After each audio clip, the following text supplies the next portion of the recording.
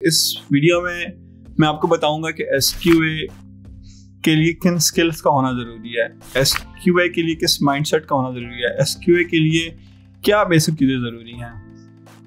हमारे यहाँ कैसा होता है, हमारे यहाँ स्पेसिफिकली पाकिस्तान में वो लोग जिनको प्रोग्रामिंग नहीं आती, या वो लोग जो प्रोग्रामिंग में इंटरेस्टेड नहीं होते, या वो लोग जो प्रोग्रामिंग नहीं सीख पाते, वो समझते हैं कि उनके लिए SQA की फील्ड है, वो सॉफ्टवेयर क्वालिटी इंश्योरेंस सीख लेते हैं या वो एज अ क्वालिटी इंजीनियर बन जाते हैं।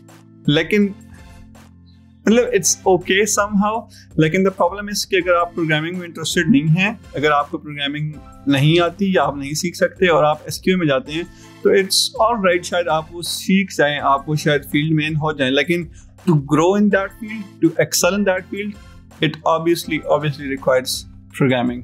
तो आप प्लीज़ अगर इस माइंडसेट से SQA में आते हैं कि आपको प्रोग्रामिंग नहीं करनी पड़नी, तो आप ठीक है आ जाएंगे, लेकिन आपकी ग्रोथ फिर SQA में नहीं हो सकती, आप लिमिट हो जाएंगे, आपकी ग्रोथ लिमिटेड हो जाएगी। ठीक है, अब SQA के लिए, SQA इंजीनियर के लिए क्या उसके पास होना ज़रूरी है? सबसे पहले जो है उसका माइंडसेट होना ज़रूरी है। उसके पास वो माइंडसेट हो, जो उसके पास वो थिंकिंग कैपेबिलिटी हो जो आम लोगों के पास नहीं होती है।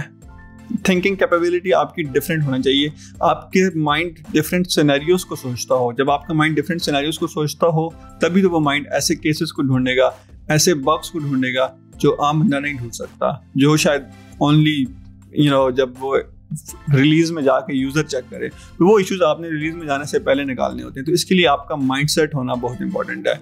माइंडसेट के बाद आपको टेक्निकल होना ऑब्वियसली बहुत ज़रूरी है।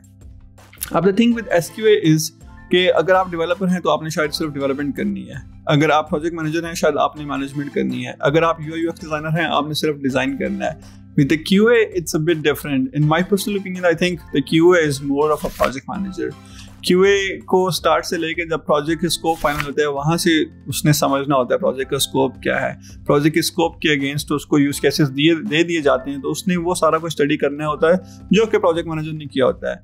फिर जब डिज़ाइन की फेज में आता है, तो QA जब डिज़ाइन के साथ भी इन्वॉल्व होता है, उसको पता होना चाहिए कि एक्चुअल में डिज़ाइन क्या हुआ था। That's how you will be able to figure out later कि क्या बनाना है।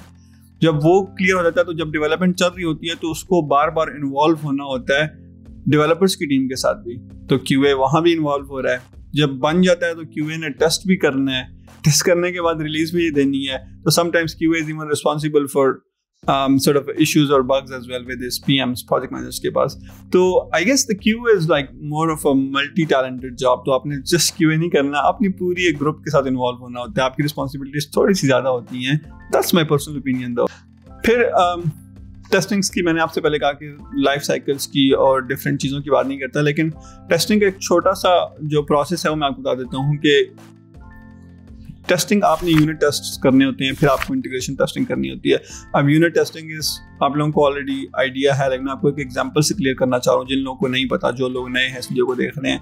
It's as simple as unit.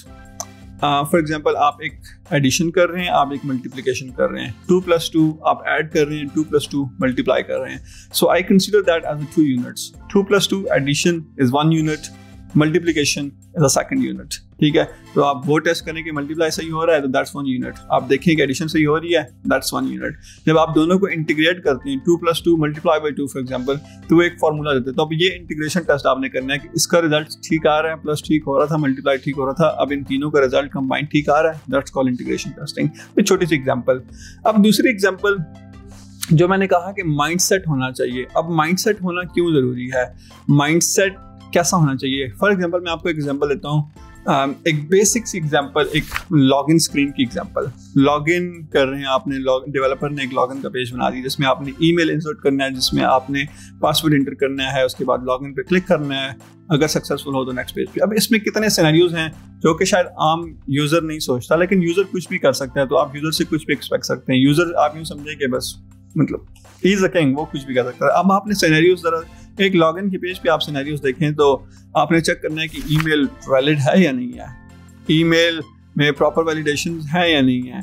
ठीक है, अब उसके बाद आपने देखना है कि जो ईमेल है वो आपकी डेटाबेस में एग्जिस्ट कर रही है नहीं, ठीक है। सेम अगर आप देखें, फिर आपने ये देखना होता है कि ईमेल किसी ने एम्प्टी तो नहीं छोड़ दिया, मतलब कुछ भी ना हो और डायरेक्ट लॉगिन पे फिल कर रहा हो। ऐसा भी हो सकता है कि ना वो ईमेल मेंशन करे, ना वो पासवर्ड मेंशन करे, डायरेक्ट लॉगिन के बटन पे क्लिक करके नेक्स्ट पे जा रहा हो, तो ये भी आपने रिजॉल्व करना है। फिर ऐसा हो सकता है कि पासवर्ड आपने डिफरेंट लिमिटेशन रखी हो, आपने पासवर्ड का डिफरेंट क्राइटेरिया रखा हो, यूजर डिफरेंट पासवर्ड इंटर कर रहा हो।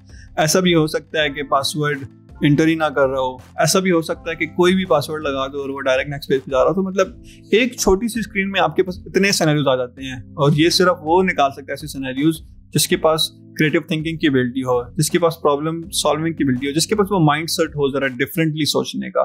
सो that's how the QA works. SQA में एक और चीज जो आपको देखनी होती है टेस्टिंग में, आपको चेक करना होता है कि आपकी जो बिल्ड होती है, वेब हो या ऐप हो, वो डिफरेंट डिवाइसेस में क्या सेम रिजल्ट आ रहा है उसका, क्या वो सेम जैसा कि आप जिस डिवाइस पे आप चेक करें बाकी डिवाइसेस पे भी क्या सेम रिजल्ट दे रही है। तो उसके लिए अब देयर आर 3 और 4,000 डिफरेंट डिवाइसेस, इससे ज़्यादा डिवाइसेस होंगी, तो आप हर किसी पे टेक्निकली टेस्ट नहीं कर सकते। तो उसके लिए क्या होता है, एक टूल है ब्राउजर स्टैक के नाम से, जो मैं आपको लिंक मेंशन कर दूंगा। ब्राउजर स्टैक के थ्रू आप रियल टाइम 3,000 डिफरेंट डिवाइसेस पे टेस्ट कर सकते हैं अपनी कोई भी बिल्ड, आपकी वेब हो या मोबाइल की बिल्ड हो। तो इसके लिए नॉर्मली ब्राउजर स्टैक यूज होता है। फिर जब आप, ये था आपकी टोटल मैनुअल टेस्टिंग के बारे में। जब आप टेस्टिंग ऑटोमेट करना चाह रहे हैं तो आपको टूल्स होते हैं सेलेनियम या एपीएम, जिनके मैंने पहले नाम लिए, टेस्टरविज, कुछ और टूल्स भी हैं जो लोग यूटिलाइज करते हैं for the automation of the tools, ठीक है। लेकिन उसके लिए अगेन आपको प्रोग्रामिंग आनी चाहिए टेस्टिंग ऑटोमेट करने के लिए। Programming is must for that. अब सेम कुछ और ऐसे टूल्स आ चुके हैं जो कि आपके ऑटोमेशन के प्रोसेस को भी लो कोड कर देते हैं, तो आपको ज़्यादा कोड भी नहीं करना पड़ता उसमें। One of those example is Katalon Studios. मैं उसका लिंक भी पेश कर दूंगा। Katalon Studios is one of this tools. उसमें आप लो कोड करके अपने टेस्ट को ऑटोमेट कर सकते हैं, तो आपको इतनी कोडिंग नहीं करनी पड़ती। बट अगेन इसके अपने प्रोज एंड कॉन्स होते हैं। So this is I think kind of a whole about testing, क्या होती है, कैसा माइंडसेट चाहिए होता है, ऑटोमेशन के लिए क्या चाहिए होता है, मैनुअल के लिए क्या थिंकिंग प्रोसेस चाहिए होता है। तो this is all about QA. I hope this helps. I'll come up with more videos related to QA and more skills as well. तब तक के लिए please subscribe our channel, please follow us on our socials, and I'll see you in the more videos. Thank you so much. Bye bye.